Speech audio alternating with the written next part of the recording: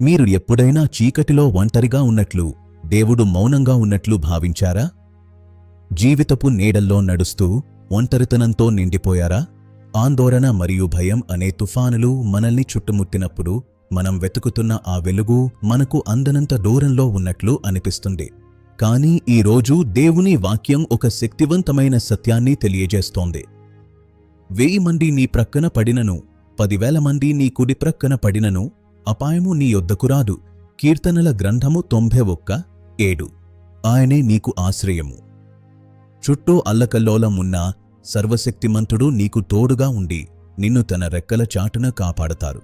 దీని అర్థం ఏమిటంటే, మీ దైనందిన కష్టాలలో, మీ లోతైన భయాలలో మీరు ఒంటరివారు కాదు.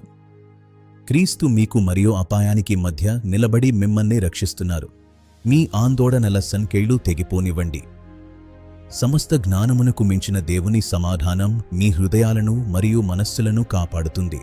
ఈ రోజే మీ హృదయాన్ని యేసు క్రీస్తు వైపు మళ్లించండి. ఆయనే మార్గము, సత్యము మరియు జీవము. ఆయనను ఎన్నుకోండి. మేము మీకోసం ఇక్కడ ఉన్నాము. క్రింద ఉన్న లింక్ ద్వారా మీ ప్రార్థన అభ్యర్థనలను మాకు పంపండి. యేసు మిమ్మల్ని ప్రేమిస్తున్నారు.